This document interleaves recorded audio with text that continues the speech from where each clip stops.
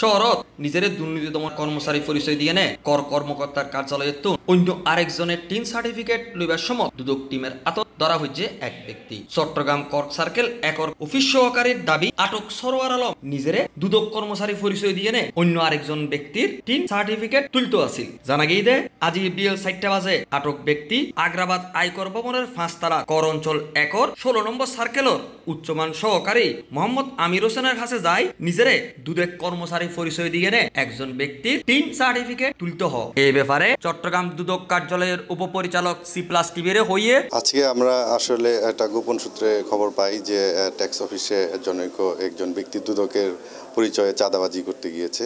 তো সেখানে আমরা পুলিশের সাথে যৌথভাবে অভিযান চালাই। অভিযান চালিয়ে আমরা আজকে ট্যাক্স অফিসে সারোয়ার আলম নামে একজন ব্যক্তিকে গ্রেপ্তার করেছি। তিনি নিজেকে একজন সিএনডি ব্যবসায়ী পরিচয় দিয়েছেন। তিনি ওখানে কেন গিয়েছিলেন, কি কারণে গিয়েছিলেন সদুত্তর দিতে পারেননি।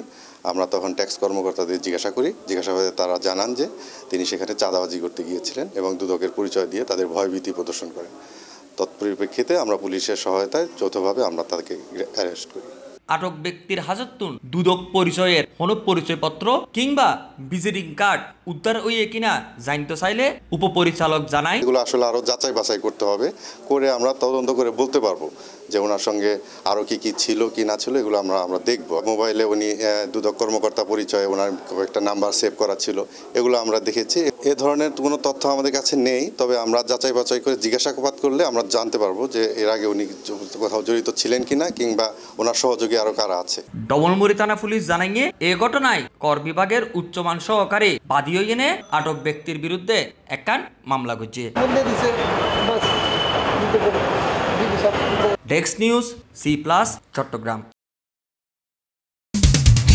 হ্যালো দর্শক, ভিডিও বেনিসুদি সাবস্ক্রাইব লেখক লাল বাটন আছে, এবেত ক্লিক করুন। আর ডাগদি উগ বেল আইকন আছে, এবেত সাবধান তইলে অনে ব্যাকর আগদি আনার ভিডিও বিগিন সাইট তারিবেন। আরা সাগাই হতা হই।